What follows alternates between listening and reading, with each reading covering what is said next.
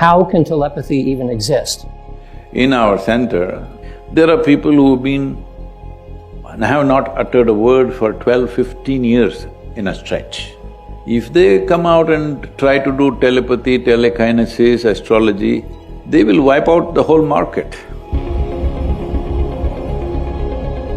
They hear voices in their head, they feel they're out of control. A whole lot of people who are wearing rings on their thumbs, they will become available to certain forces. It'll completely break them. Whether you could see a certain peaks at the moment you entered the temple, the odds are very, very rare that… What happened in the consecration would happen even if those 5,000 people are not there. That would be an interesting experiment to try, yes. What in the world do these phenomena tell us about the nature of reality? If you perceive something which is beyond sense perception, then we call it vijnana. If you explore this deep enough, there is no door in the universe which will not open for you.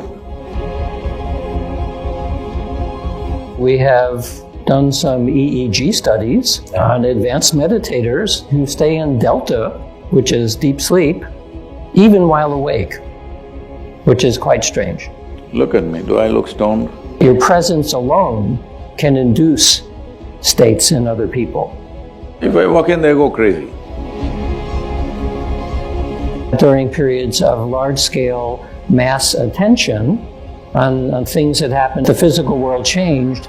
Human attention is a phenomenal thing, much, much more than most human beings ever imagine. Namaskaram, everyone. So I have spent 45 years of my career studying psychic phenomena. I know that within the spiritual traditions, like in Patanjali's Yoga Sutras, there are the cities that are listed, 20 or so different cities. The ones that we can study in a laboratory are the elementary cities, things like perception through space and time. But in virtually all of those traditions, the teachers say, don't pay attention to these things. They will happen, but that's not where we're headed. That's not the goal. And so I can understand that. If the goal is to become enlightened, to take the spiritual path, the reason why, and I'm interested in that as well, personally. However, as a scientist, when we encounter psychic phenomena, which basically everybody does spontaneously and some are talented and can produce them, it is so different than the mainstream view of the scientific view of the nature of reality, that we can't help but become curious as to what in the world do these phenomena tell us about the nature of reality. And so here's the analogy I would use. So let's say you don't know anything about art history, you never heard of Leonardo da Vinci. You go to the Louvre in Paris, and then you see a bunch of people around a painting, and they're all looking at the Mona Lisa, and they have looks of awe on their face. And you look at it and you see, well, that's a nice picture of a girl. I mean, what's the big deal? Because you don't know how to appreciate what it is you're looking at. So I would suggest, and here's where I would like your opinion. So I'm on a spiritual path, I encounter psychic phenomena, but I'm told don't pay much attention to it. So I don't have the appreciation of what that is trying to tell me about where I'm headed. And so that's where science is kind of stuck on figuring out, like, how can telepathy even exist? What does it say about the nature of reality? If I knew that better, then the question for you is, would that actually help me appreciate the path that I'm on? Now you already brought Mona Lisa in your defense. So, there are certain things that enhance life. There are certain things which deplete life. The idea of spirituality is to enhance life in such a way that other people who have not invested in enhancing their lives, you look supernatural or superhuman. Well, is that the intent? That's not the intent, that's a natural consequence. But if you're a vehicle, spiritual process means on one level, you're putting yourself on a karmic fast forward. Everything is moving rapidly for you. Suppose your car is moving fast and on the way you saw a sunflower and you put your hand out and caught it. The sunflower came with you, unfortunately got ripped off and came with you. But as you went, then you saw, this is a season or no, it's over. Let's say some tree, a magnolia tree has flowers, you liked it and put your hand out and caught the branch. Now branch may come with you or your arm may stay back. One of these things will happen. Or it may yank you out of the window. So, when we're traveling at speed, we tell you, I think even as children, you were told, even as a child you were told, don't put your hand out. Because if you put your hand out, it feels nice, but it may go away, the hand. So, in that context, we said, don't try to catch anything on the way. It doesn't matter how attractive it looks, because you'll pay a price for it. In some way, life will deplete. Not just of the accidents that I'm using as analogy, life will deplete in some way. So, I'm interested also in spiritual process, but why not the sideshow? It's an individual choice, but it's a bad choice. But so many people make bad choices and they're living. Instead of waking up in the morning and doing something that could enhance your life, there are people who get up and the first thing they do is have a shot of whiskey or vodka or whatever. Weather is nice, So, what's wrong with them? Nothing wrong, they all claim it's doing wonders to them. Whichever building you go to, I'm just seeing in the last 3 days, wherever you go, it's smelling cannabis. So they all feel it enhances them, they feel great. What do you know about it? Well, we know about it. If I meet you after 10 years, you will also know. Right now, it looks like only you know, or only I know, whichever way. So, there are many things people do. The question is only about, is it constantly enhancing your life, or will you plateau out somewhere, or will you fall back? These are the questions. Those questions, if you genuinely address, you won't put your hand out of your car. So if I don't appreciate Mona Lisa, don't blame me. We don't find her attractive, that's all.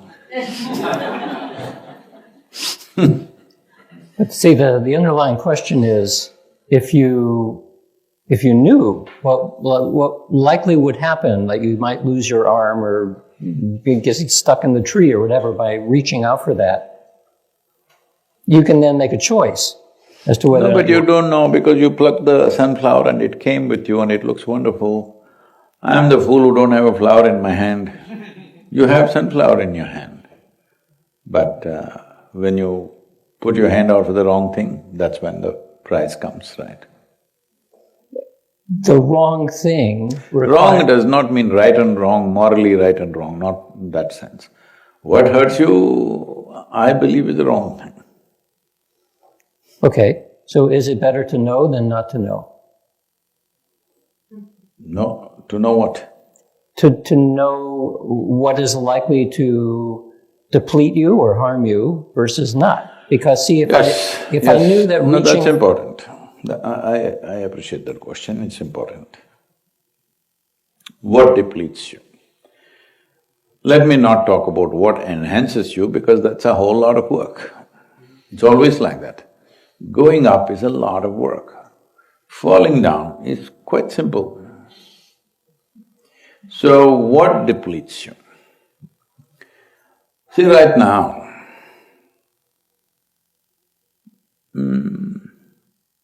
let me not put myself because people are sniping these videos one sentence and putting, oh, he said this, he said that, okay? So not me, let's say you.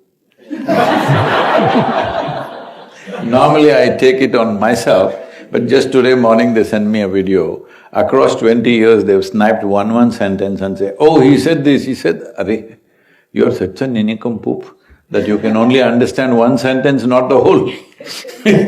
Yeah. So, let us say you had the necessary focus in your mind. Let's say with your simple mental focus, you looked at him like this and destroyed his kidney, both. And you know what happens. Or you used your focus, his kidney was not little making creaky sounds, you just fixed it. Both can be done. Now if you do such a thing, your life will deplete. Now of course, there are such good people who will say, is it not important? Doesn't matter if my life depletes, I saved his life. Yes, I appreciate the empathy. I appreciate the empathy. Even if you're empathetic, your actions should be still sensible, isn't it? This is something when… these days they have stopped, but whenever I came to United States, somebody will ask me, can you raise the dead? I said, I can, but I will raise all the dead, is it okay with you? All the people that you don't like also we will raise. And everybody who's died on this planet till now, countless number of people will raise all of them. Can you bear with them? So someone told you, leave the dead to the dead. It's a very wise statement. You must leave the dead to the dead. If you think raising the dead is some great quality, it's the dumbest thing to do. When you have lost somebody who's dear to you, you think it's a great thing. But why not everybody else? All the dead. Why only somebody who's dear to you? Why can't we raise everybody, huh? They're making movies like this in Hollywood, suddenly everybody rises and comes like this. This is a Halloween time, you know, they're all rising now. This happened. Can I tell you a story? So, a couple who are living in Texas who are over 75 years of age, married for over 50 years, decided to go to Jerusalem and they went there. This has been their dream since they married at the age of 25. They've been dreaming of going to Jerusalem, the Holy Land. But for 6 months went in honeymoon, then children came. This year one came and then they thought after this child grows up they will go, but by then another had come. Like this, 5 children had happened. Children had to go to school, then their graduations came one by one, they had to do that, then they had to put them in the university, but then they got married, they had to be there for the weddings, and then grandchildren came, they had to blow candles. Like this, 50 years went away. Now, they found some time and they went to Jerusalem. Jerusalem is a… every cobblestone bleeds history, you know. Everywhere there are stories and stories and stories. So they walked along the streets of Jerusalem. They thought, oh my, this is where Jesus walked with this cross, and they cried. And they walked somewhere else and they saw that place where he's supposed to have walked upon water. Everything was absolutely fantastic and overwhelmed by their experience. But unfortunately, the lady had a heart attack and she died. That happens, you know. That can happen to anybody, I'm saying. So the man was preparing to bring her back to Texas for cremation, burial and whatever else. Then the local people arrived. They said, no, don't do this. She has done the right thing. She died in the Holy Land. This is a place to die. And above all, to take the body back to Texas, it costs $18,000 on the plane. And whatever the local church is there. Because you're an American and we love you, $15,000, let's do it here, we'll finish it. She's done the right thing, your wife is a very wise lady. She died in Jerusalem. The man thought about it. Then he said, no, I'll take her back to Texas. They said, why? You're very distressed by the loss of your wife, you're not able to think straight. All right, we'll make it $12,000, let's do it. Now, this is a haggling place. Like this, they came down, $3,000, come on, let's do it. He thought about it and said, no, I'm taking her back to Texas. Then they threw up their hands and said, why? What's your problem? Why do you want to take her back to Texas? He said, in Texas, dead stay dead.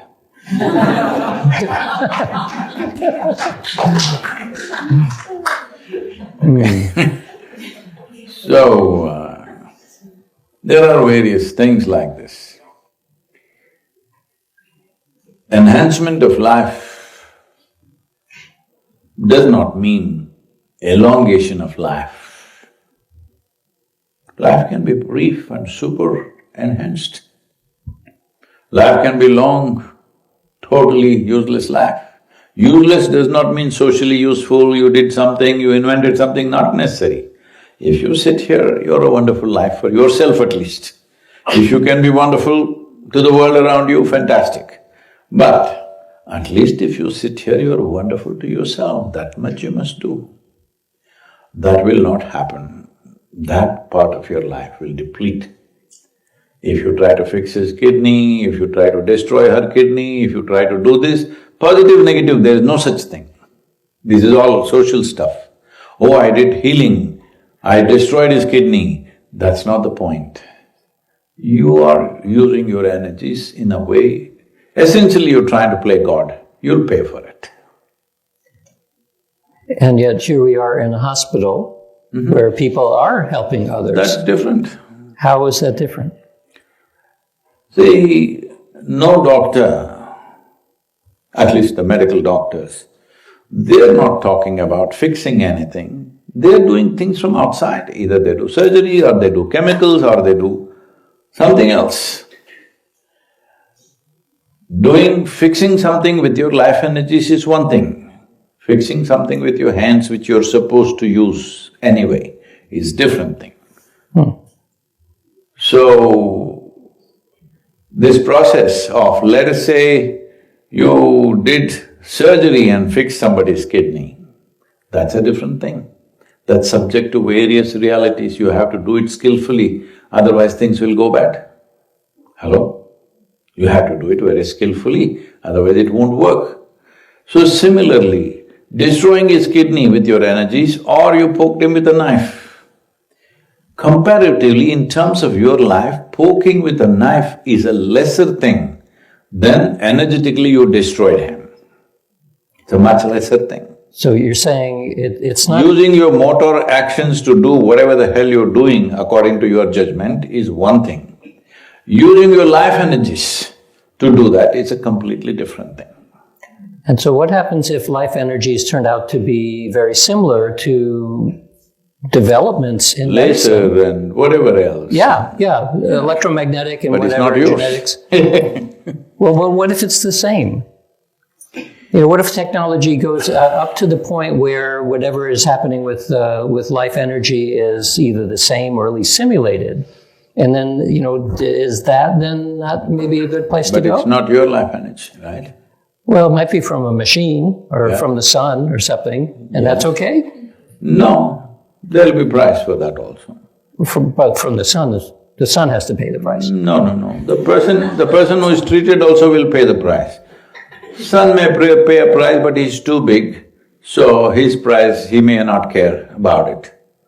And anyway, solar energy is very different from the life energies that you use to do this thing, the psychic energy that you use.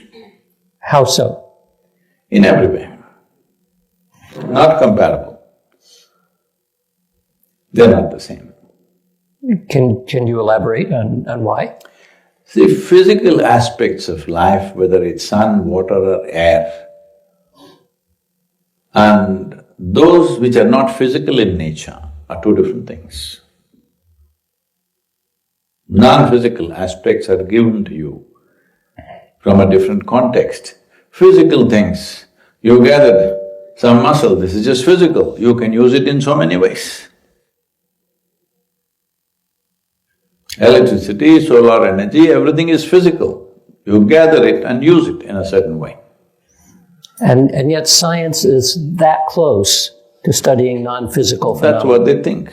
No, I'm not talking about psychic effects. I'm talking about quantum mechanics, and areas of science. That is what I'm saying. That is what they think. Well, so they're not thinking right. No. See, as you know, what you think is closely is light years away. This happened. One day, Shankaran Pillai went for a job interview in Bangalore. You know Bengaluru? Yeah. So there the interviewer asked, which is which is closer to you, Moon or Mumbai? Without batting an eyelid, he said, Moon. Said, how do you say such a silly thing? Said, well, I can see the moon, I can't see Mumbai. So if you have such logic, certain things look like that, but it's not like that. Which again raises the question of knowing versus not knowing. See, because you can say, yes, what your sense is… There's a difference between conjecture and knowing. There's a difference between knowledge and knowing. Accumulated stuff and pure knowing are two different things. Right, so we would call the true knowing with a capital K, that is a noetic experience. It's a deep… No, I'm not going there right now, okay? Yes. No, I thought this is independent of that. No, but I mean, it's just different words assigned to similar kinds of concepts, yes. So we know that people have those experiences and we become curious. Well, how can we understand that? See, what is mind, what is body, it's like this. In a very simple way, the yogic traditions put it this way. Anda, Pinda, Brahmanda. Anda means individual life. Pinda means larger life. Brahmanda means the source of life. You can use this Anda whichever way you want, it's up to you, depending upon the times in which you are born. Different ways we use it. What we thought was perfectly right 1,000 years ago, today is all wrong, isn't it? Yes or no? Men who did many things 1,000 years ago, thinking they're doing a great thing, today is all wrong, isn't it?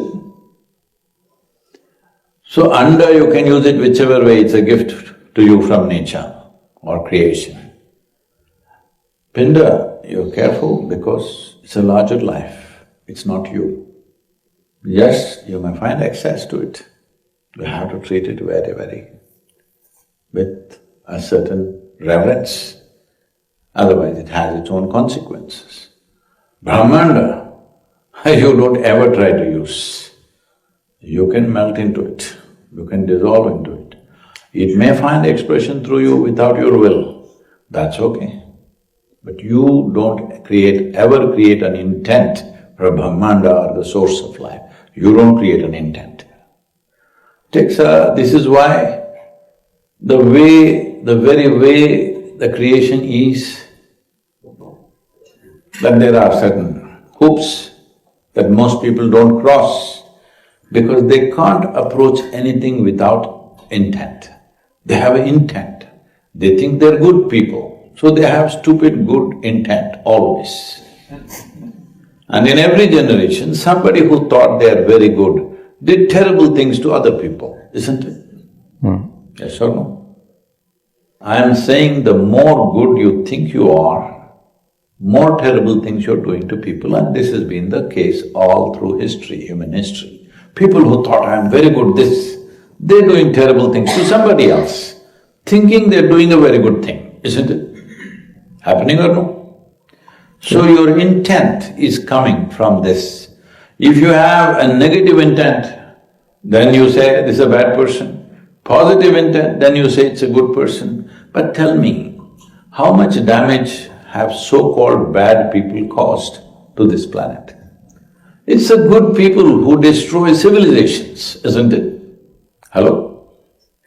A bad person just robs somebody a little bit, pickpocket he will do, he will mug you on the street, maybe even kill you. But it's the people who believe they are good who wipe out civilizations on the planet. There are very good people who have killed, 10, 20, 30, 50 million people at a time within short spans of time, all right? So, your intent is a serious problem, though you may think you have good intent. So one fundamental rule, if you explore aspects which is beyond the under, you have no intent of your own. You just go with the nature's intent. You don't try to create an intent of your own. Okay, what's the relationship between intent and curiosity? Science is driven largely by curiosity. Science is fine because it's only exploring to look. I want to just look, but I want to use is another matter. Tell me today, whatever environmental problems that we're talking about, has it come out of uneducated people, ignorant people on the planet, or because of the educated people on the planet? Which way is it? Probably the latter. Not probably, come on. What has destroyed this world? Our inability or our technology? Yeah, technology. Technology. If you are incapable, there was no problem, isn't it? So I'm not trying to say technology is bad. All I'm saying is, if you empower someone who can't keep his hands off everything, every empowerment leads to destruction. You have to scratch something. You can't keep quiet because you have an intent. Just exploration, absolutely no problem. So that's why a spiritual process is just exploration, not developing an intent and say, I'll fix this, I'll fix that. Today, if I sit in Boston and say, I will give life predictions for you, sit in one hotel room, enough. Within a month's time, you will be surprised. 100, 200,000 people will be queuing up because I'll tell you exactly what the hell will happen with you. But if I come here and say, come here, I'll teach you ways to transform your life, you can determine the nature of your existence. See, only this many people. So shall we do that? No, we won't do that. So what do you say to these people who end up having the psychic experiences? Don't say psychic, no. Well, what would you call them then? What? Well, precognition, telepathy, psychokinetic effects. We don't go there.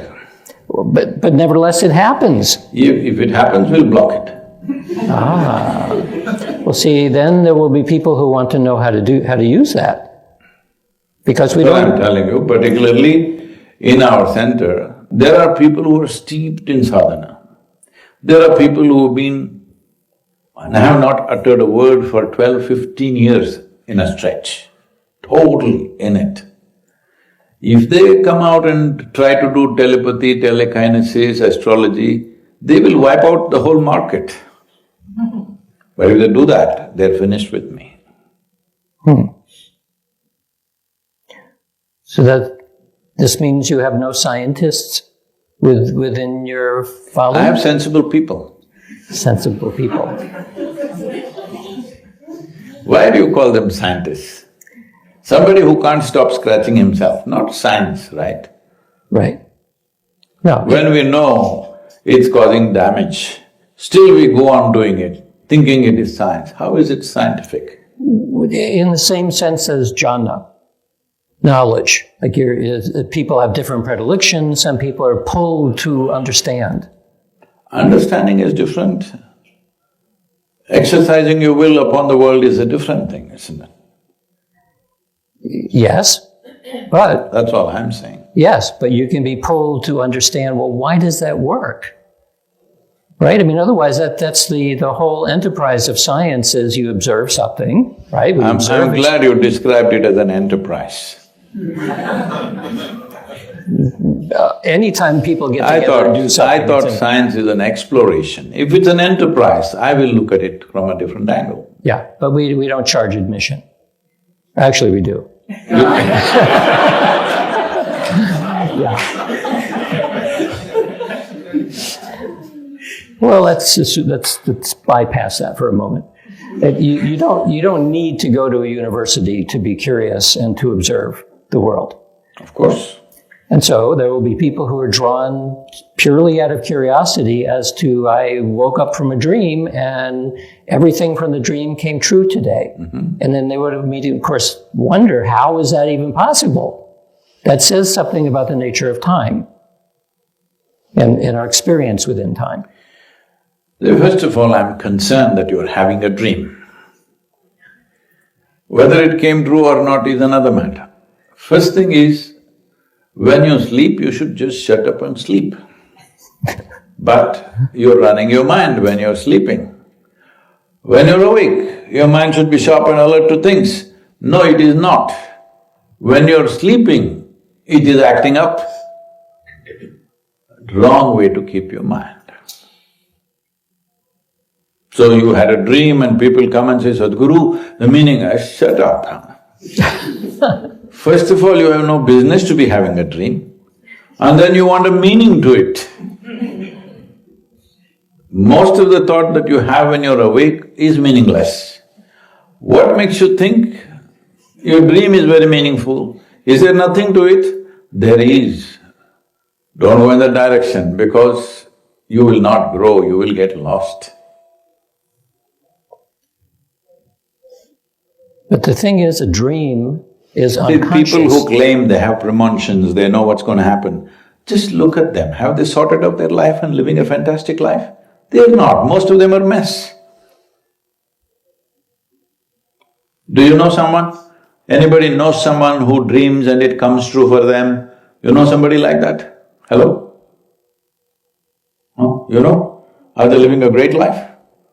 Huh? Most probably not, very rarely. That's for a different reason. Most of the time they are a mess. Because those who cannot just sleep, they have to see things in their dream, will go somewhere else. Life won't work out like that. So I'll ask a different question. Among the audience, how many dream? How many remember any dreams, like ever? So are these… they're not sleeping properly? They're not good. They're not good? Yes, they're not keep their machines well. And so what is your advice then to the majority of people who will have a dream? Well, they need to work upon themselves. Not the world, upon themselves. That when I'm awake, when I sleep, I sleep. Their wakefulness is not complete, nor is their sleep complete. What is the point of a life like this? Your wakefulness should be complete, that when you're awake, anything that you see, you penetrate. When you sleep, you must be dead. Hello? That's the idea. No, when you're awake, you're all over the place. When you're asleep, you're seeing things. No.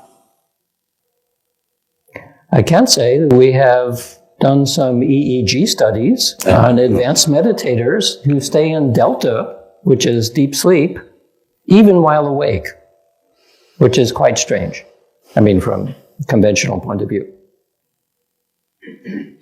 Look at me, do I look stoned? No, but you do look like you're in delta. I'm not alpha? No, delta. Whatever that is. I don't know if I have all these alphabets inside me. You do? All I know is I've taken a lot of care to tweak this machine in such a way that it operates at its best, always, for myself and everybody around me, and that's all. Yes.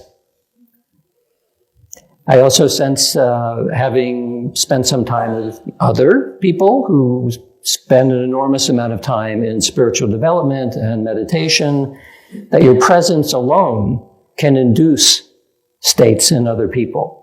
You're not doing anything, there's no intention. Now if I walk in, they go crazy.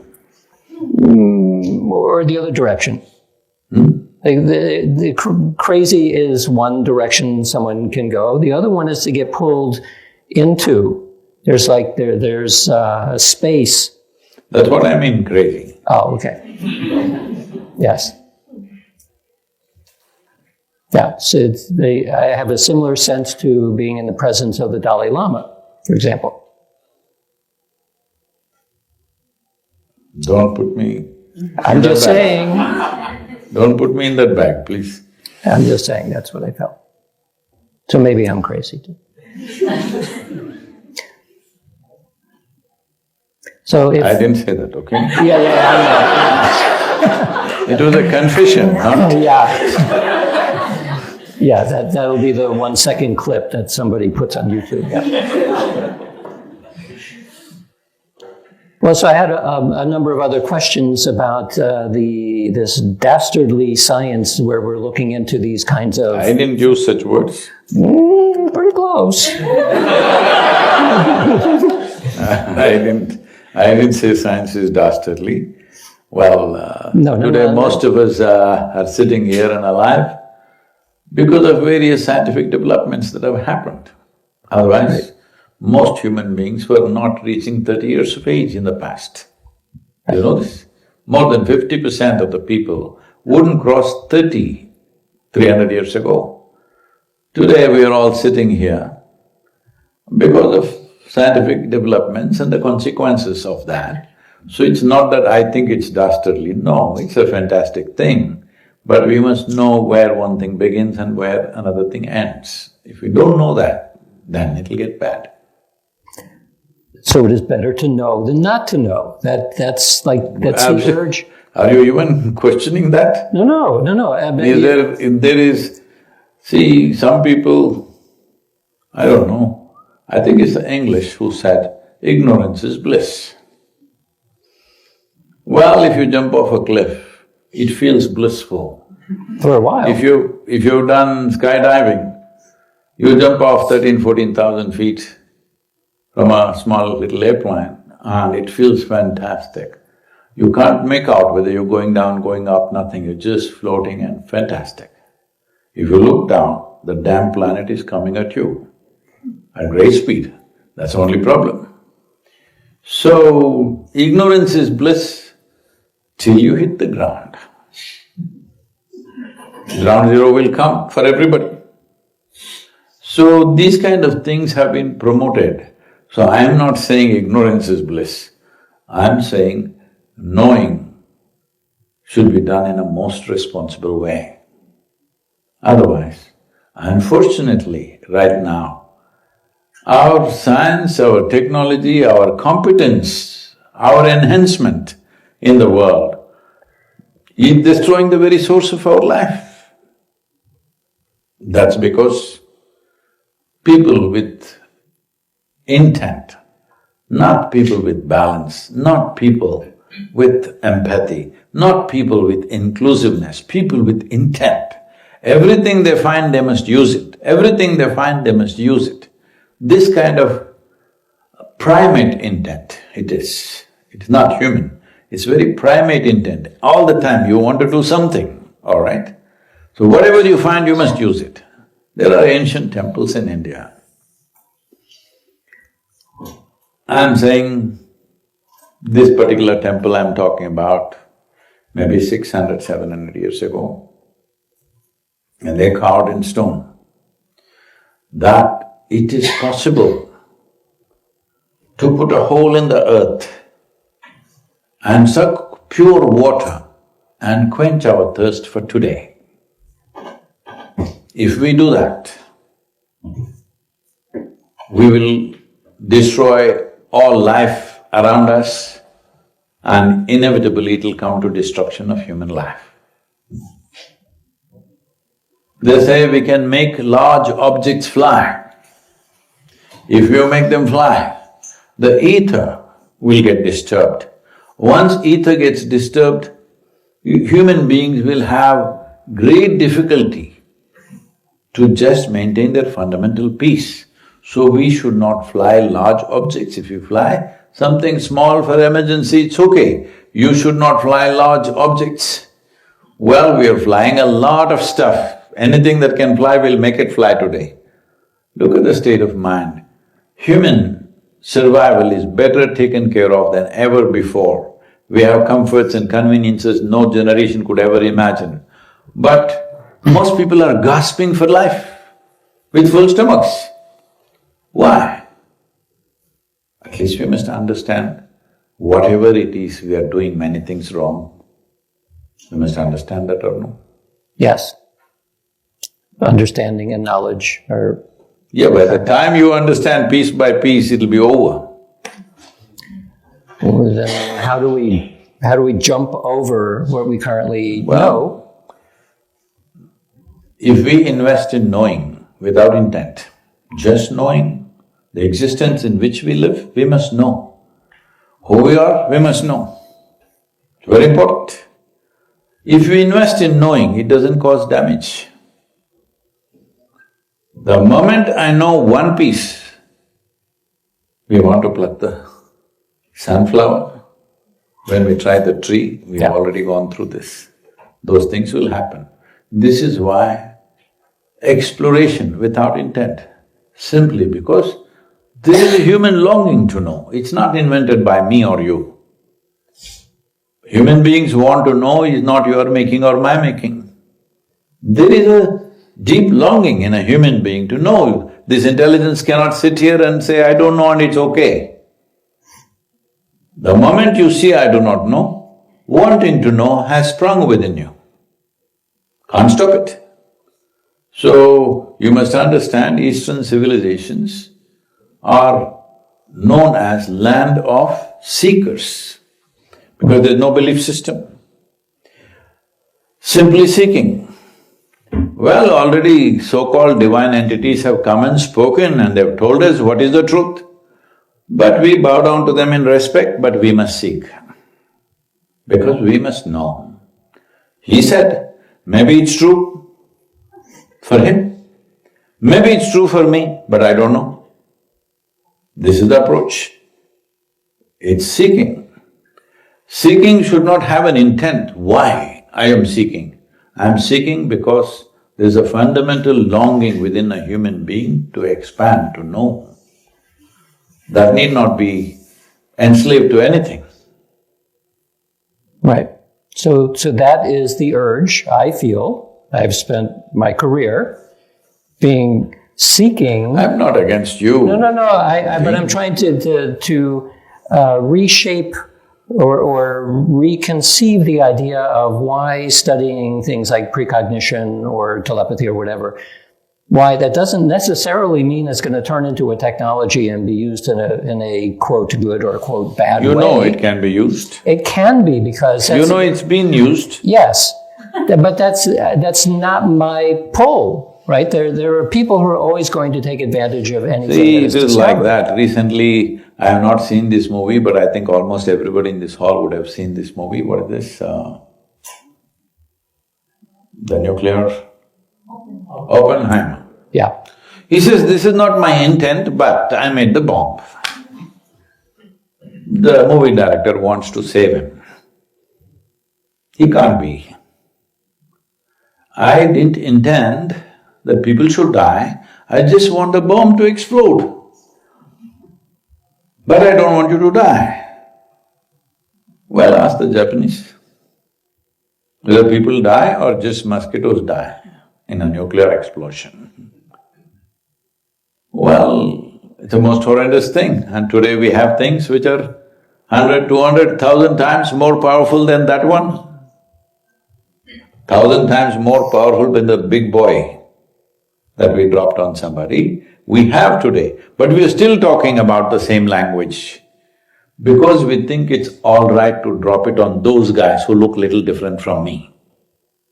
Not on me, those guys, bad guys. I'm saying anybody who doesn't agree with you is a bad guy. Hello? So knowing is not of that kind. Knowing is just a human longing. And if science is based in logic, all right, it is right, science is based in logic. Logically tell me, piece by piece, if you know this cosmos, how many light years will it take? It won't take light years, it'll take years. Really? Light The whole year- cosmos? Well, it'll take years, yes, many. Light years? Well, no, light years is a measure of distance, so it will take I know many it's years. distance, but I'm saying how far is it? Very far. Is it in a meaningful distance, I'm asking? Well, Yeah, yeah. I want to explore the cosmos. So whatever the fastest craft that I have, I will start off. Let us say my craft multiplies its speed by 1,000 times tomorrow morning, new technology I have, or 1,000,000 times. How long do you think it'll take for me to go end to end in this cosmos and know all of it, photograph it, bring it home and analyze it and know everything? A very long time. What is that long time? Maybe infinite. Huh? Infinite, maybe. So, it's not logically correct, the approach. But if you look close enough, today we know even the modern science is conscious a little bit that the fundamental structure of the atom and that of the cosmos are not very different. In complexity and sophistication, it's different.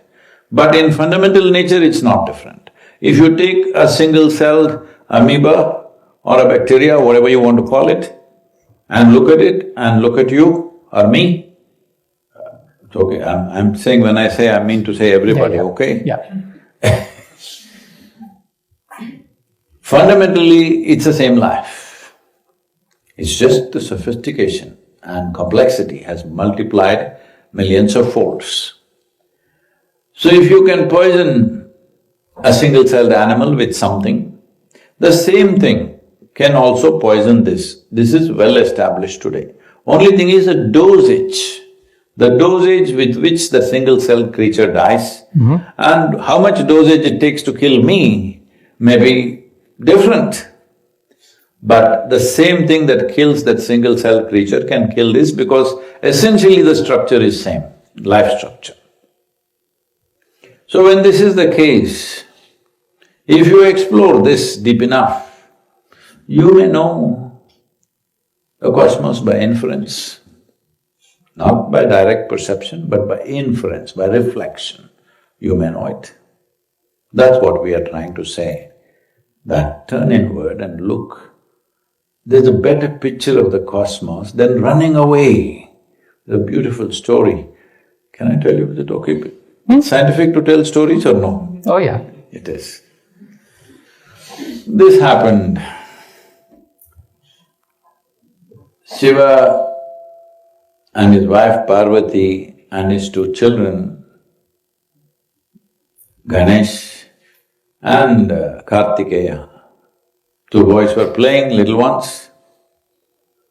Ganesh is the elder one, Kartikeya is the younger one, and they have their pets. One has a peacock, another has a mouse, and there is a bull which is Shiva's pet. Full family, God family, okay? You don't see this anywhere else. Then somebody from South India came. They carried a huge basket of mangoes and walked because they want to give mangoes to Shiva. But you know, mangoes, as you walk every day, one started rotting, so they threw out. Just one big mango survived, luscious fruit. You eaten Indian mango, South Indian mango? Yes. Have you eaten South Indian mango? Yes. Not the South American mango. No. Southern Indian mango you eat? Yeah. Okay. So, they brought this mango and they want to offer it to Shiva, and they offered. The two boys saw, because they're up in the Himalayas, they don't see mango. When they smelt the mango and they saw it, they wanted, both of them came running. Now the simple thing for the mother would be to cut it into two halves and give. But mango is not that kind of a fruit, it's not an apple, you can split it into two and give. You know, at homes when you have brothers, even if you split it exactly half, they'll look at it and say, he got the bigger one, I got the bigger one. Hello? Those who raise children, they know. So mango cannot be cut like that at all. And above all, it's very ripe. If you try to cut it, half of it will spill out. So, both of them came, mango. What to do? If you cut it, mango will go waste. So, they said, whoever, just, these are divine children, whoever can go around the world fast and come back, whoever wins the race, they will get the mango. So immediately the younger boy is a very adventurous one, he got on top of his peacock and just flew. He wants to go around the world and come. Elder boy is a little fat boy. He just sat there and his pet is mice. He can't ride on that and go around the world. He just sat there for some time. After his brother became a small dot in the sky, he got up, walked around his father and mother 3 times and said, mango. They said, what is this? Your brother is gone on the race, you're just standing here and asking mango. See, my brother is made like this. He's trying to go around the world. I have gone around my world, not once, 3 times. Mango. They did not have an argument against this logic. They said, okay, mango. They gave the mango, he ate well. Looking at his form, he's been eating well. Though after the younger brother came back, so many things happened, let's not go there, but I'm saying, there is the world and there is your world. Oh, is there the world that I'm going to go around? You will not go around the world. Even now, what you think is the world is only the way it's reflected within you, in your perception, isn't it? You don't know nothing other than what your sense organs tell you. Maybe a little more. Little more, we'll come to that. But let's start with where we are. Right now, you know things that you can see, hear, smell, taste and touch. This we call jnana. Jnana means accumulated knowledge, we gathered this. Different people, in the same hall, 100 people are sitting here, in the same hall, not everybody sees as much as the other person sees in a given situation, isn't it? Yes. So keenness of their attention and their focus, accordingly they will imbibe. Some people will, glean things out of everything, some people will just look at it on the surface and go. This is not just in one situation, entire life is like this. But this is all through sense perception. That is called jnana. But if you perceive something which is beyond sense perception, then we call it vijnana. That means vishesh jnana. Vishesh means extraordinary, jnana means knowing. Extraordinary knowing because what is not visible to your eye, you saw. What you cannot hear, you heard. So today, in India, for example, in a school, if you say Vijnana, Vijnana means it's a science class, okay? Physics, chemistry, biology is Vijnana. That means you saw things that our senses could not see. So it's not that we're oblivious to that. But most of the stuff that you know experientially has come to you through the sense organs. Even the other things that you saw through a telescope or a microscope or whatever other things is just extension of the same thing. It's not different. You're still seeing through the same eye, still processing in the same mind. Because all the information in your head, all the data has come through these five sense organs and they're not reliable. This particular sentence, they spliced it and used it in a very negative way against me. When I say they're not reliable, right now if I touch your hand like this, I will say, oh, your hand is warm or cold. That's not because you're warm or cold, because compared to your hand, I am warm or cold according to my experience. Right. I don't experience your hand, I am only experiencing my hand, how it feels, isn't it? What is light, darkness, we can argue. If you sit with an owl and argue which is light and which is darkness, where will you go?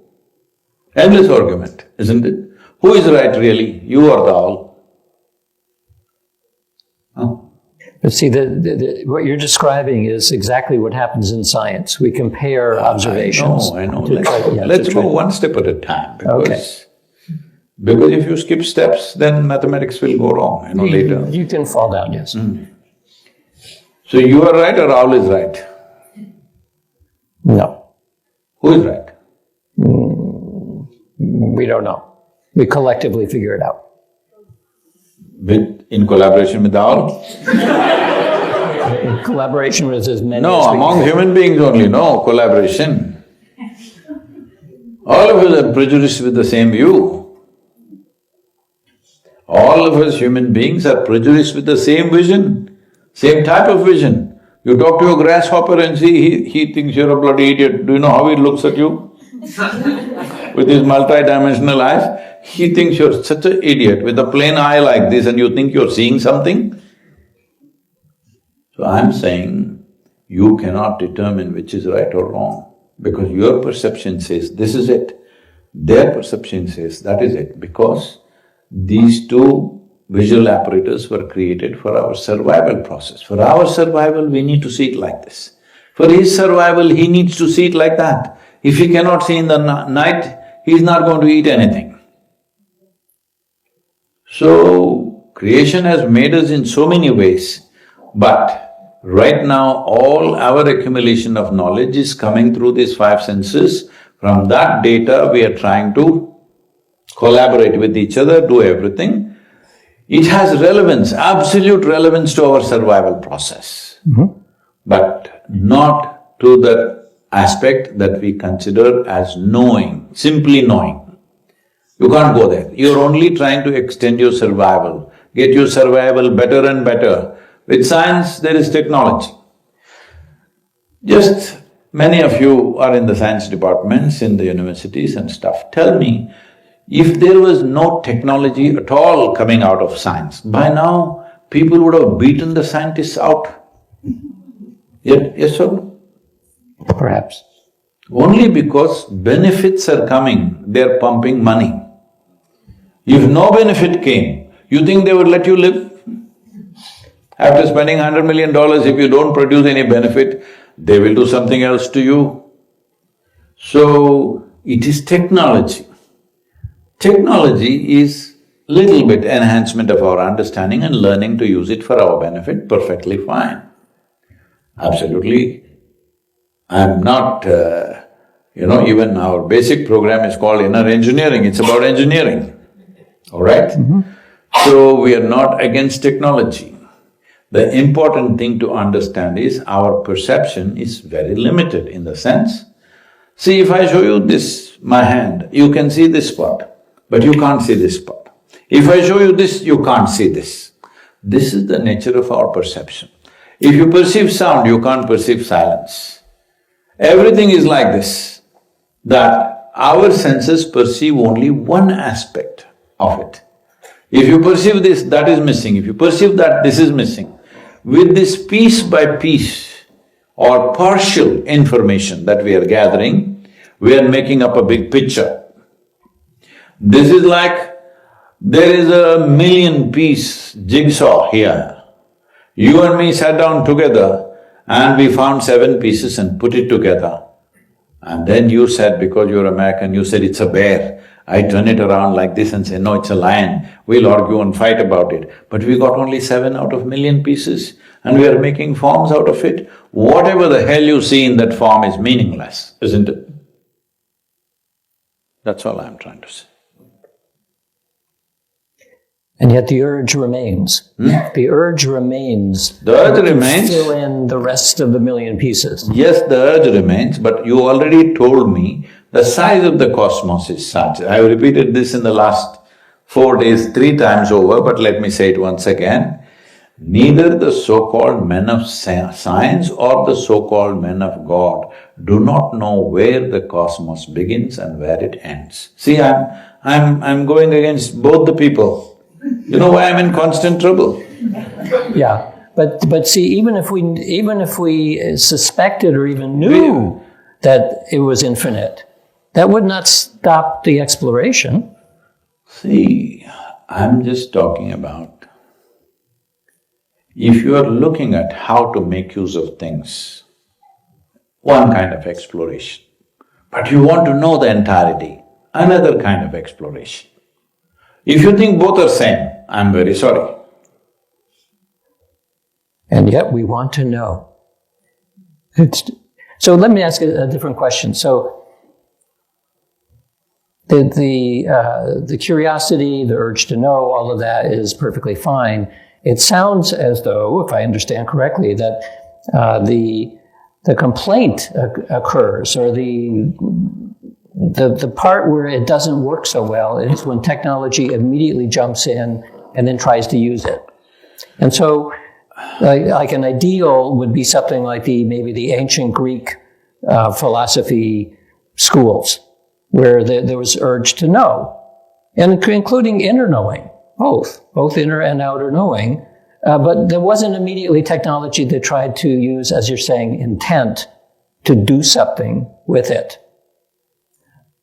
Well, then what do scientists do? We can't stop that. No, scientists are… I don't want to make a very sweeping statement like this. I have deep respect for people who are pursuing science because the many things, not 1 or 2 things, 1,000,000 things that are in our lives which are making our lives. As I said, we are alive because of the advent of science, otherwise we wouldn't be alive. Many of us won't be alive. I wouldn't be alive, I know that. I crossed the line too many times. See, right now we have positioned it in such a way that without commercial forces empowering this so-called research that's going on everywhere, nothing will go on except some hardcore scientists who will anyway do it wherever they are. Rest of the scientists are powered by commercial forces. How can they not produce some technology? They have to. Somebody was telling me about how they are certain type of bacteria, they catch them and now they're extracting protein from them. I said, why can't you leave this stupid bacteria alone and let them live their life? Because they're not stupid, they're making our life in ways that you don't understand. Hello? In school science, they taught you bacteria will kill you. But bacteria is the one which is keeping you alive right now. Hello? Why you want to get protein out of bacteria? Grow some damn food, keep the earth well and grow food and eat well. Who's stopping you? So like this, because somebody funds it, now you have to extract protein out of bacteria. Well, they may find meaning in everything. If it makes money, there is meaning. Well, if you don't stop this somewhere, we'll pay a serious price. We already are. Right.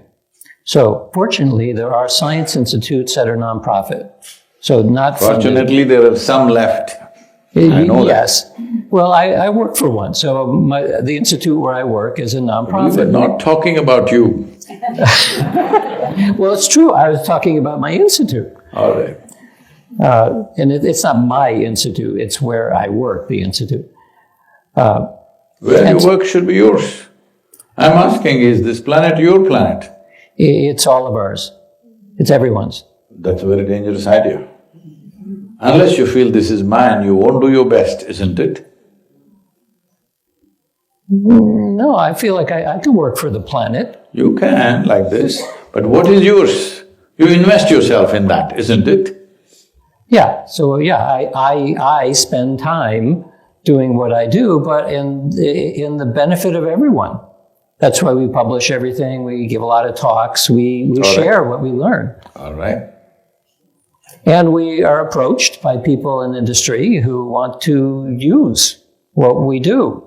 And most of the time they are unrealistic in terms of what it is. They're looking for the so-called low-hanging fruit. And the fruit is not hanging low. It's still pretty far up on the tree. You can cut a branch and it'll come down all the fruit. No, there's no cutting of the tree and grabbing the fruit. Because after all, it might be a mango. Right now, it is happening, isn't it? We're cutting a lot of branches. We're cutting the root itself. Yeah. This happened. A potato farmer in Tennessee got the urge to eat mango. I'm sorry, got the urge to eat an apple. You know, I'm too much I'm infested with mangoes. So whatever I try to say fruit means mango will come out of my mouth. Yeah. He wanted to eat an apple. So he went around looking and he found an apple tree. He went to the right tree, I'm saying. But being a potato farmer, he started digging the ground for apples. When he found no apples, he became furious. And he dug furiously. After some time, the tree came down upon him. This is our story of science right now. We need to change that, that's all I'm saying. I'm not against science, I'm not against technology, I'm 100% for it. But this story of digging the roots out must change, isn't it? That's only possible if it's not commerce-driven, that we are willing to evaluate what to use, what not to use, how much to use of what. This you don't leave it to the legislators, because legislators are slaves of people, all right? To win an election, they can do just about anything, not just in one country, all over the world. Because that is a compulsion that they have to please the people. They have to give them something every day, otherwise they won't vote for them. This is not their problem, it is the larger public's problem, that they will not vote for him if he says the wonderful things that should be done in this world. He has to say, I'll give you this, I'll give you that, I'll give you that, then they will vote for him. So when that is the case, you can't leave it in the hands of the legislator. If the scientist is wise enough, it must be decided there what is worth acting upon, what is not worth acting upon, isn't it? Right. The key word being wise enough, the wise scientist.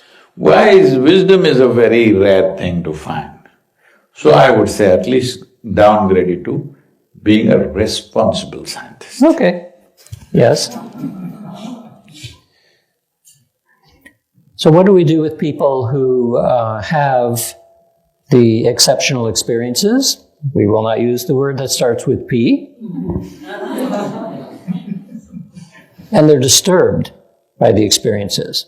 They hear voices in their head. They feel they're out of control as a result of those experiences. Then what do we do with them? Because I get a lot of emails from people who are disturbed. And I say, I'm not a therapist, I can't help, but from your perspective, then what do we do with them? See, they pursue something that they cannot handle. Right now, in America, I'm seeing all of you, particularly ladies, can you just put both your hands up before I make a comment? Okay, nobody here. There are a whole lot of people who are wearing rings on their thumbs and walking around. It's a simple thing. If you put a ring on your thumb, the system works in a certain way and they will become available to certain forces, which they don't know how to handle for sure.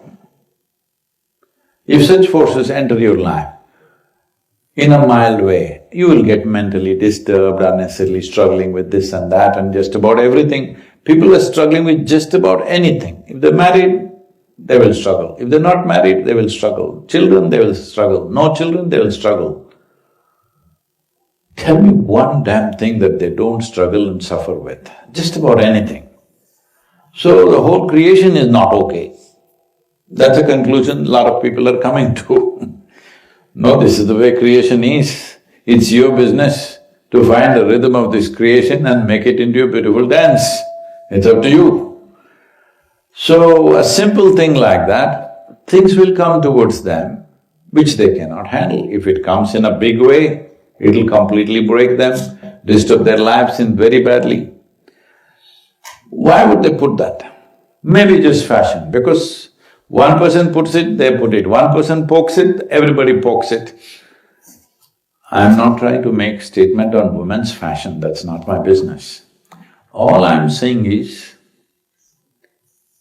this is a highly sophisticated machine. How you sit, how you stand, how you breathe determines what happens to this. We can actually make an experiment and show you, but right now I don't want to spend time on that. If you go home and experiment, if you hold your all five fingers together, palms facing down like this and breathe, your breath will be one way. If you just turn it around, your breath will be in a different way. How many times in a day, unknowingly you're doing this. So everything is going into turmoil and you're wondering, why are you not peaceful? You will not be. If ad hoc, accidentally, you can be very peaceful and blissful, I'm very disappointed because I did so much work to make myself like this. If you can be just like that, I will be disappointed. Hello? You went to school, college, everything to learn this much of science. Somebody just knows it, won't you be? Just like that. So, the purpose of why we keep yourself in a certain way, paying attention to every aspect of life is because this is a very sophisticated machine. The most sophisticated piece of technology on this planet is human system. How will you keep it? How will you use it? Very, very important for your well-being and everybody's well-being. It's important. So, there is a whole science about this. What are the things you do with this? What are the things you don't do with this? This is not control. This is not tradition. This is a very profound science which has come out of very deep observation and experience. So what should we do, what should we not do? Well, you don't try to play God, that's very important. One thing you can do is, you can stand near the light switch and say, let there be light, tuck. You can enjoy that, okay? If there was no electricity, that also is not allowed. Now there is electricity, you can just feel like God. Let there be light, too. Enjoy it. There's somebody in your house, this is why everybody loves children, because in front of children you're godlike. Whatever you do, they're like, all right? Now children are too much trouble and they're overly smart. By 6, 7, they figure out who the hell you are. That's why the dog will look at you like… Everything looks like magical for him, whatever you're doing. He also, once you give him his treat, he just loses interest and goes. He knows. Hello? He knows. He's life smart, you know. He knows what to do, what not to do with his life. So it's very important that science, which is such a precious tool, must be conducted in a responsible manner,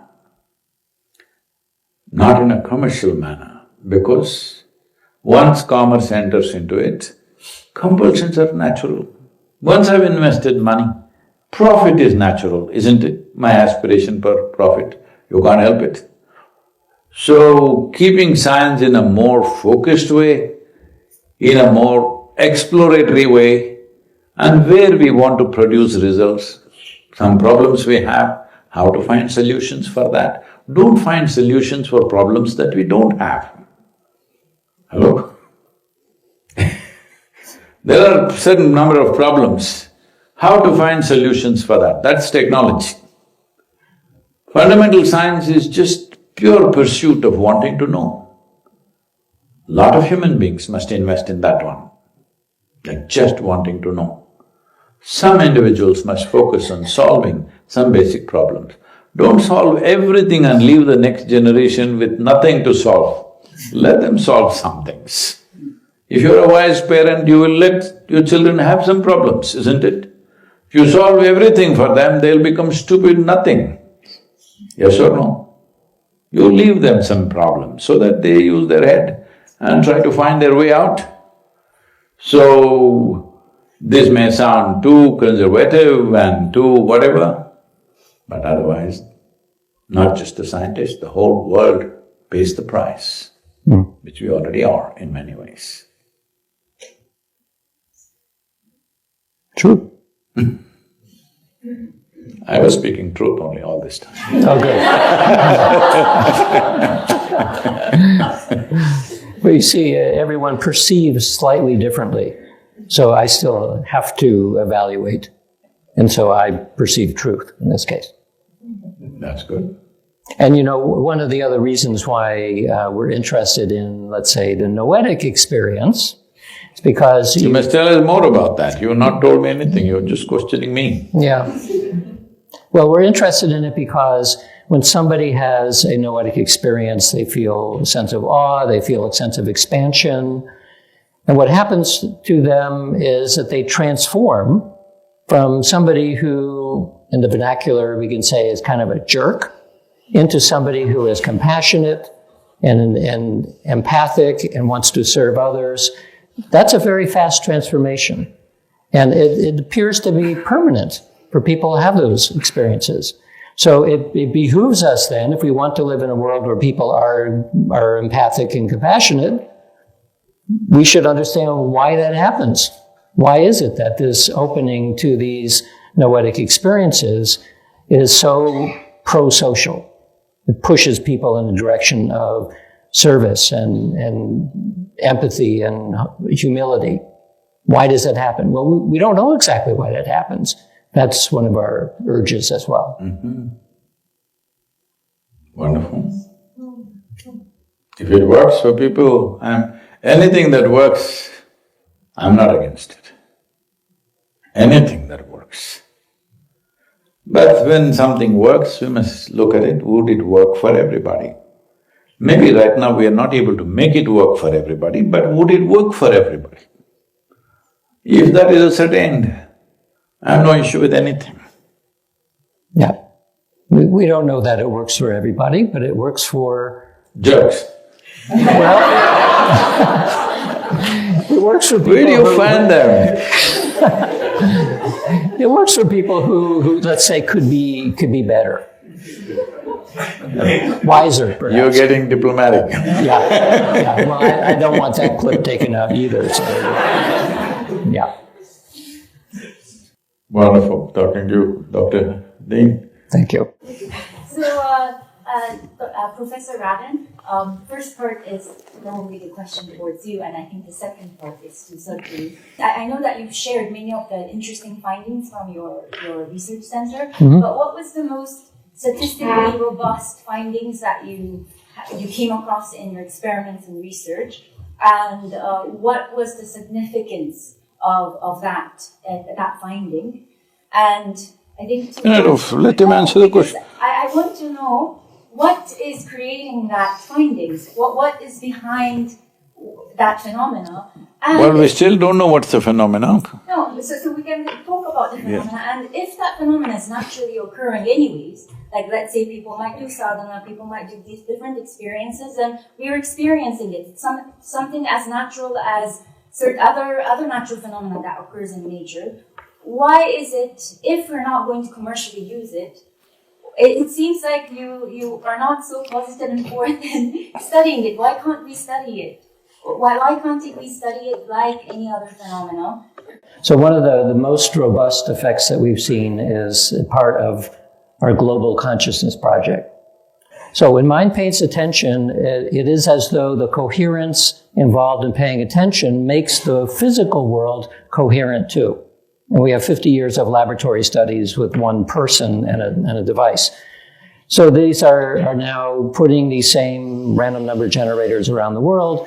And we see that during periods of large-scale mass attention on things that happen that are carried by the media, we see a change in randomness towards coherence.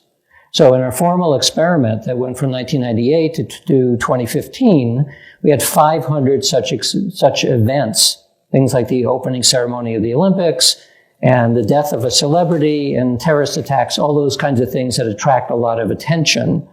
So the coherent attention created deviations to 7.3 sigma.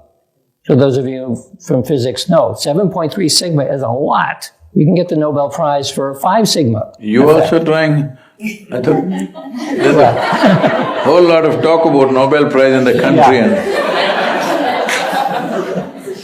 So the statistical likelihood of that is about 3 trillion to 1, the odds against chance.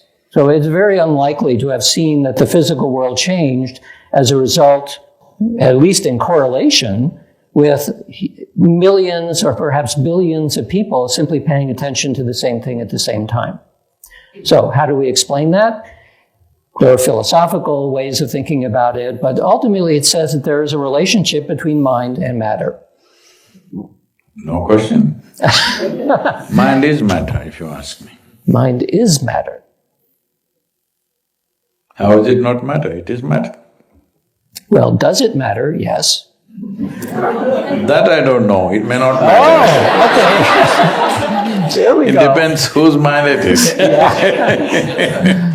But mind is matter because mind is a physical phenomenon. Well, if you can gauge it by neuronal activity, the electrical currents that are happening there and whatever else you observe, A, B, C, D alphabets, if you observe, I'm using modern alphabet, I'm not saying alpha, beta. Yeah. So, it is physical in nature, subtle, but physical still. So about that question was not directed towards me. My question is, why? Why can't we commercialize it? Why can't we use it?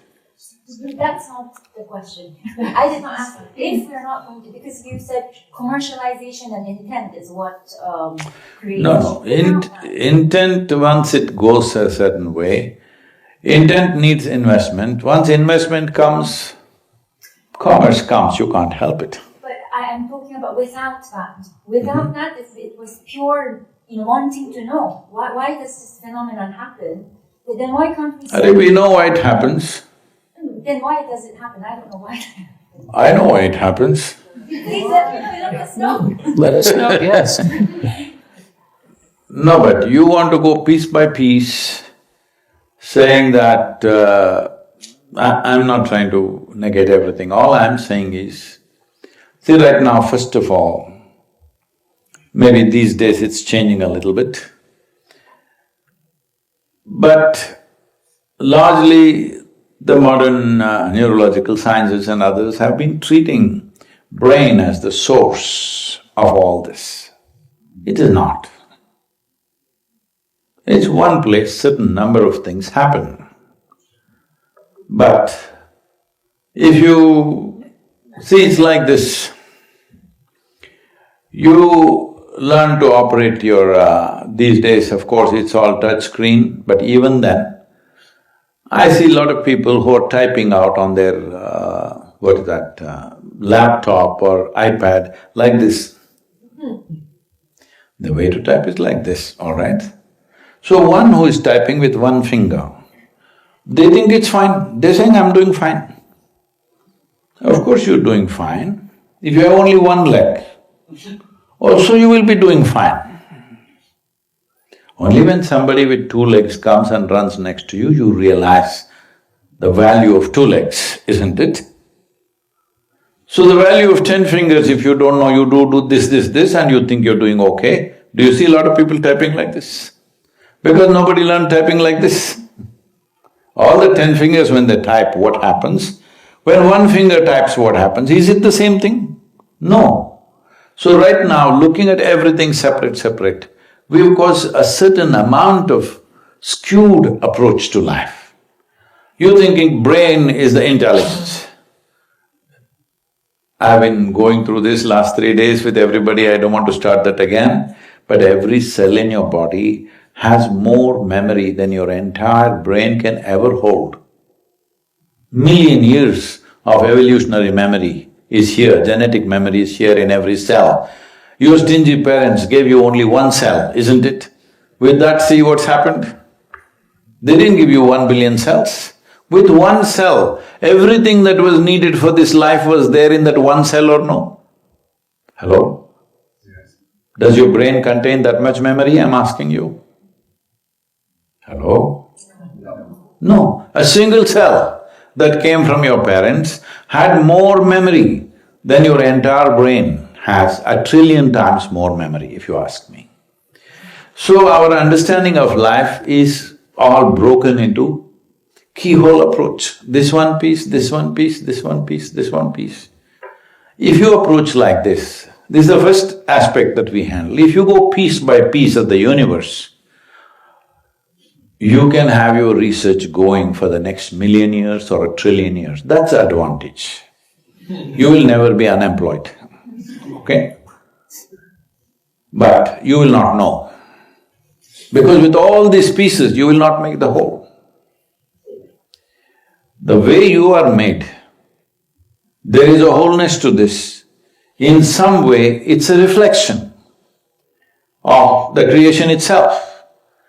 If you are willing to look at this is even possible for an amoeba, but the poor thing is not so aware, doesn't have the necessary capacity to process that.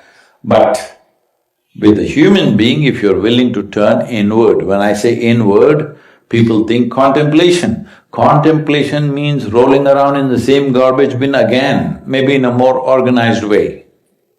See, out of the garbage bin, unfortunately, there's a whole lot of people living out of the garbage bin, you know. They know how to process and they find something useful to eat every day. If you process 5 garbage bins, you have 2 meals a day, actually. There's enough out there. But is that the way to produce food, I'm asking? Isn't there a better way of doing it? And is that the way to feed the whole world? Is it a possibility? 10 scavengers may eat like this, but is that the way to feed the world? By sourcing the garbage bin? No. So, there is a way. Right now we are talking about intent and what's that, coherence of mind, right? By being focused, attention. There is a certain… by attention. Human attention is a phenomenal thing, much more than most human beings ever imagine what their attention can do. That attention is so scattered. Today it's a qualification that I have attention deficiency is a qualification. Without attention, you won't open a single door in the universe. If you have absolute sense of attention, there is no door in the universe which will not open for you. But you need keenness of attention like that. So, I'm not questioning those things, but I'm saying at every point we are drawing conclusions which is not right. And if we go that way, it's endless wrong conclusions we'll draw, and every 2 years later we realize that's not it, and keep going. It is like you see a flower on the tree. We'll go back to mango tree, is it okay? Sure. It's far away, That's but… fine, yes. You saw a mango tree, there is a flower, you thought it's nice and plucked it and put it in your hair and went around. Fine, it's a beautiful flower by itself, it has nice fragrance also. Only thing is, in your tree there'll be no mangoes, that's all. But you don't know, you never saw a mango, you never tasted a mango, do you think you lost anything? You didn't lose anything, you got a fine flower in your hair. This is how life is. But the mango farmers in India, they have a certain wisdom. See, if you plant a mango tree, by second year, maximum third year, it'll flower. The mango farmer will go around diligently plucking off all the flowers and throwing it into the root. He won't allow a single… If you leave it, it'll become a fruit. In the tiny little plant, 2-3 fruits will come. But the moment it fruits at that age, that tree will never fruit properly. So he will pluck it off, he will dig the root and see if it has matured. Only after 5-6 years, when he finds the root is mature, then he stops plucking the flowers. Then this tree will bear a lot of fruit. This is just like that. At every point, if you keep doing things because you can do it, life won't mature into something beautiful. The fullness of life will not come to you, that's all.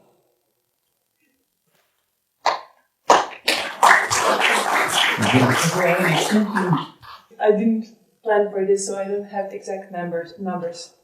But it continues to the research Dr. Reading has worked so far with the conscious planet RNG experiments. And then there was a data collection with the RNGs during the consecration of David. Hope you won't conclude that I'm a devil or something. No, okay. No, you're fine. So there was a collection of data. There were 2 independent random number generators working. And I did half of the… Can you please explain to me what is a random number generating? I feel all the numbers are random. Yes. So just briefly, we can how we can imagine it. Dr. Raiden, I think, is more competent to explain this. It is like a coin flipper, zeros and ones, right, random, except that it's electronic, and the source of the randomness are quantum events that are taking place, called quantum tunneling in semiconductors, which is considered to be fundamentally random. So the devices are useful for studying mind-matter interaction because there shouldn't be anything, according to mind, that will cause the randomness to change. But as it turns out, in events with a lot of minds that are focused, like in the consecration, it doesn't behave randomly anymore. So that's one of the major tools that we use to study mind-matter interaction. Yes. So in this case, we had 2 random number generators. First thing that we observed is that they independently, if you flip the coin, there should be 50-50 in flipping the coin over the period of time. But independently, each of them, we saw the statistics changed during the consecration, especially during some events and during certain days. That independently they changed, and not only independently, that the odds of flipping the coin changed, that there was correlation between the 2 random number generators. In the data analysis, we could also see, this was all preliminary, but we could see a certain peaks at the moments you entered the temple, And we could also see the time when the certain patterns started to accumulate. So that was another interesting thing that we saw, that during the days when the certain events started, we could see and the amplitude going up. So everything is right now preliminary, and we're working with Dr. Radin to publish the results of the consecration. Yeah. Right now what we have is the observers who were there at the consecration, just mapping the timestamps. But from my point of view, it would be very interesting to hear your takes, Apuru, on what times certain things were done, so we can also stamp it in the analysis and see what is done in the background. She has a question, please. Also, you mentioned that. Louder, please. Also, you mentioned that the person who's analyzing the data saw some very interesting pattern that he hasn't seen. Yes, the amplitudes of the patterns we got, compared to anything else that has been analyzed so far, it's unseen. So the odds are very, very rare that certain patterns would occur. So we have a very strong statistics on it. Right.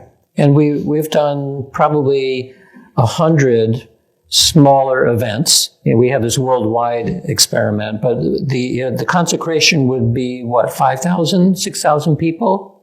Yeah. So that's sort of a moderate size group of people. But we've done it from small groups of 10 people up to billions. And we see the same effect, that if there's coherent attention on almost anything, we see these effects. For some, but what happened in the consecration would happen even if those 5,000 people are not there. That would be an interesting experiment to try, yes. Because all this chanting, everything is to keep them involved. Otherwise, no chant, no nothing. Simply it can be done. Yeah, let's try that at the next consecration. No. Because at one point when I allowed somebody to experiment with me, they diagnosed me as I'm dead.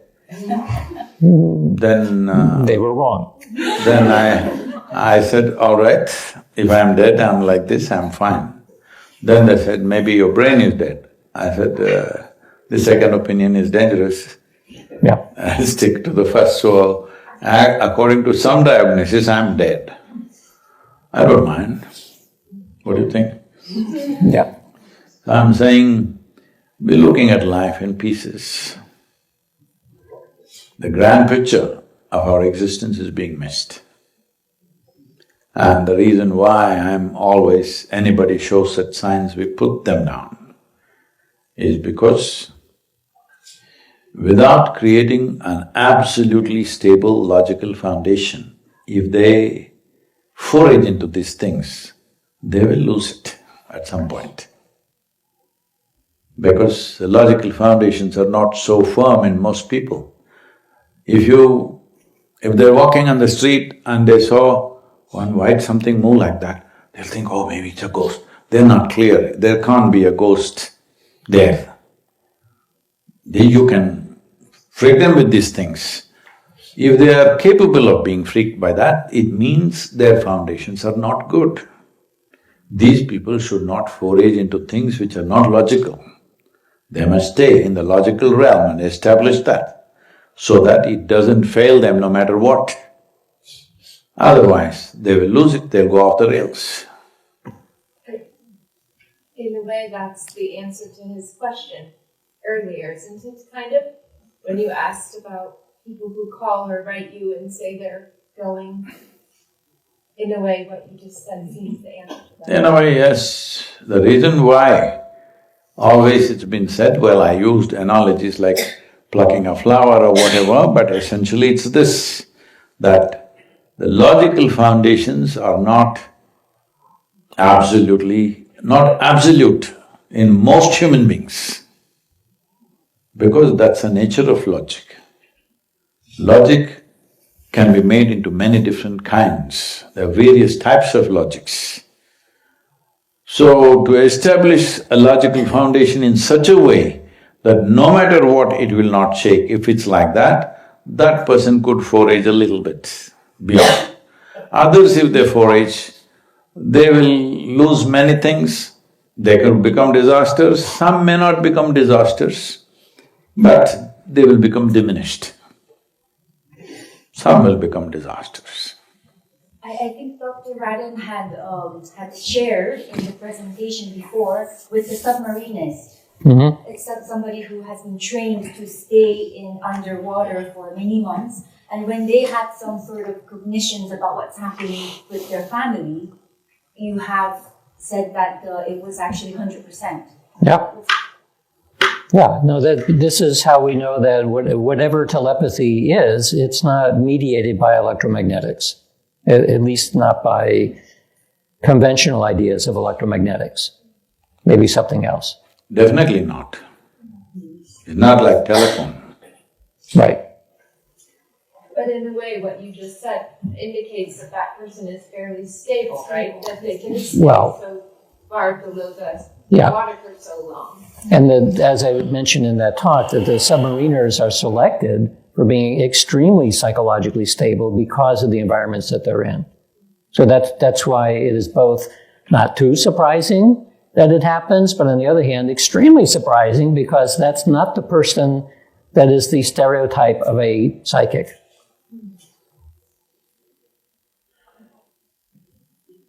May I ask a question?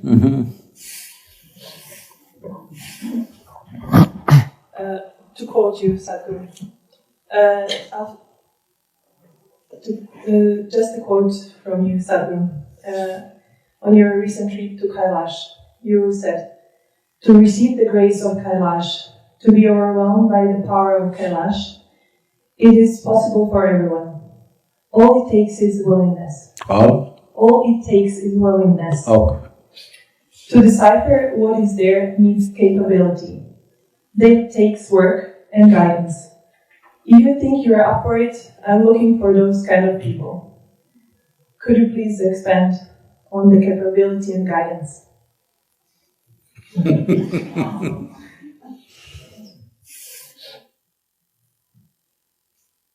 You going?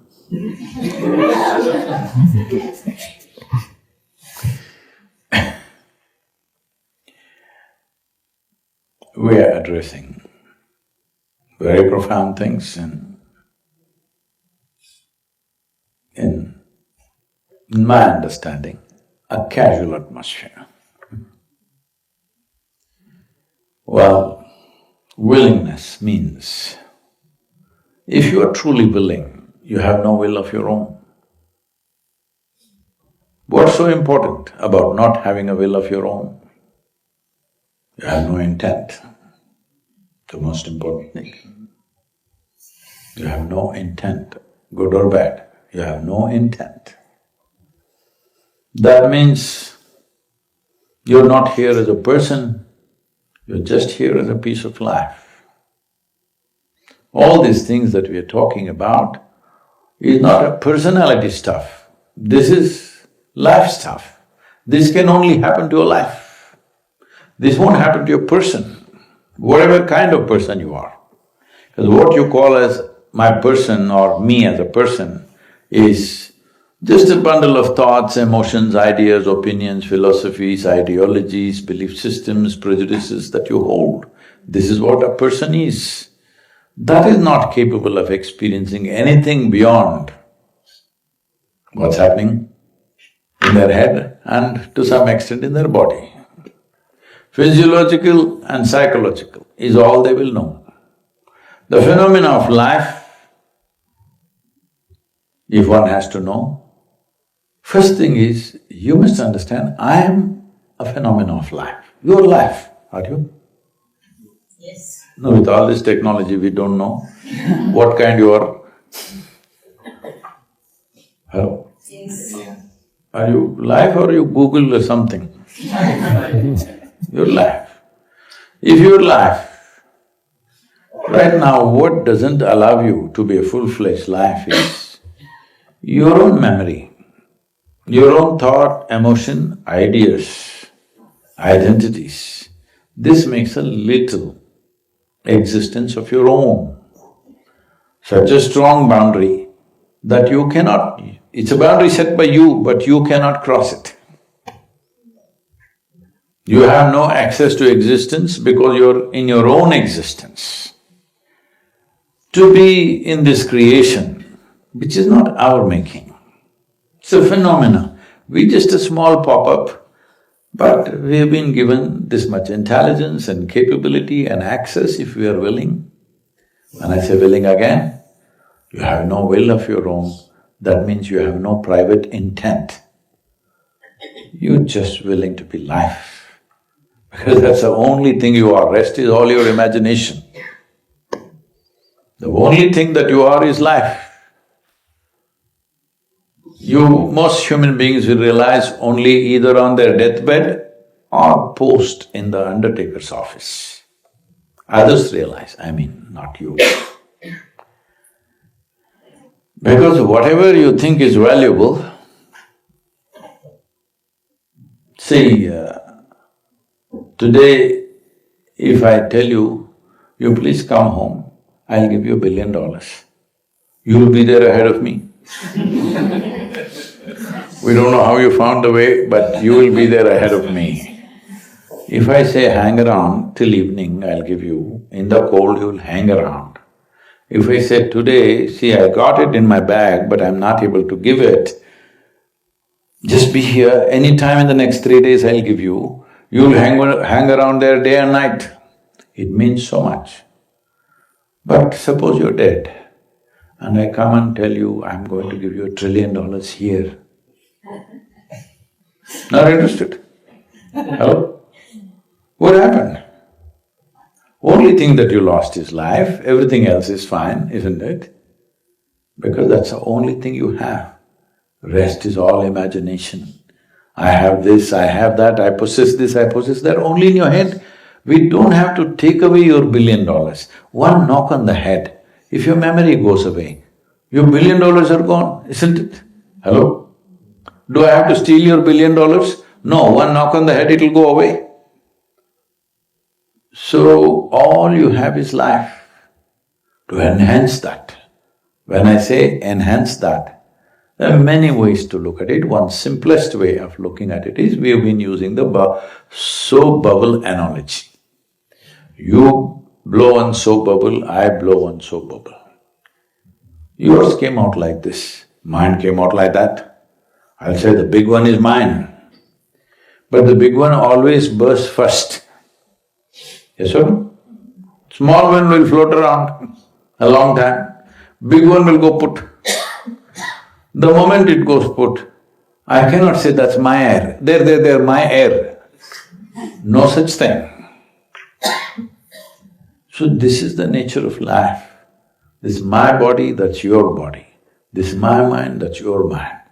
But there's no such thing as my life and your life. So do you function out of your body? Are you limited just to the body? Or are you using your mental faculties? Or are you using your life energies? Or are you in touch with the very source of life? Anda, Pinda, Brahmanda, that's what it means. Where are you working from?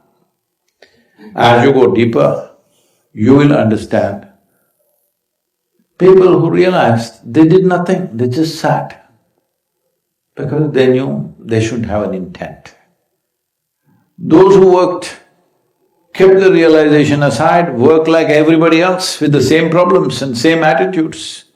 When they sat, they were different. When they were in action, they were different. Most people didn't realize, they thought they're schizophrenic. I'm saying because the way we are studying the phenomena superficially and drawing conclusions all the time, well, just about everybody can be diagnosed with something. So, this is important to understand, life is a large phenomena, very large and very, very profound. If you pluck the mango flower and put it in your hair, is it wrong? Not wrong. But if you knew a mango will come out of this, but you value the flower more than the mango, it's okay with me. But you don't know a mango can come. That's not okay with me. Hello? Well, if you look at the root, does it look like sweet thing? No. If you look at the trunk, does it taste sweet? Bite into it and see. No sweetness anywhere. So you make a conclusion, there's no sweetness anywhere in this cannot produce anything sweet. All the best for you.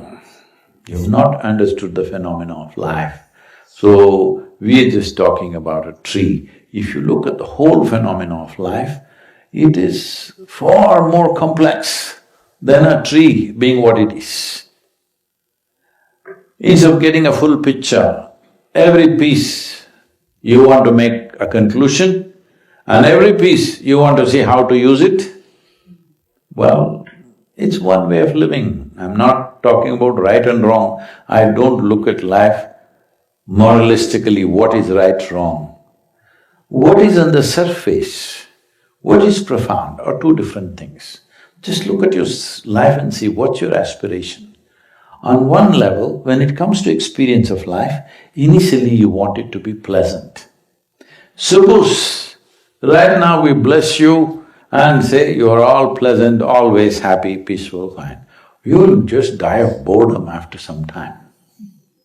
You will want your life to become profound. Yes or no? Just pleasant will not do. When you're unpleasant, pleasant seems to be a great thing. But once you're pleasant, you want it to become profound. How profound? More profound than your neighbor. That's a big problem. If you're profound, you won't look at your neighbor. You will look inside and you want this to become profound. If you perform action, how you want your action to be impactful? Whatever we do, we want impact. So, now with the intent of impact, even without profound experience, you can create impact. That is what technology has given you. So this is why it is, instead of producing good things are becoming curse in our life. Fantastic things that science gave us, we are making a curse out of it or no? What is a boon is being turned into a curse because people without profoundness of experience are trying to cause impact. Otherwise, only if you had profound experience, you could create impact in the world. Now, without any profoundness, you can create impact. Everybody is an influencer in the world right now. Just about anything, they can show their toenails and become an influencer, all right? Hello? Am I exaggerating? So, because without profoundness you can make impact, now impact becomes a problem. It's the impact of human activity that we are seeing as most destructive and horrendous right now, isn't it? It's because no profoundness, just impact because we have the power.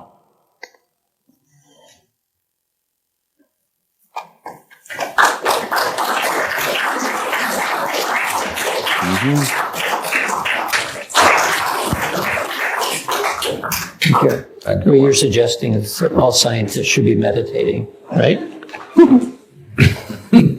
Don't tell them that.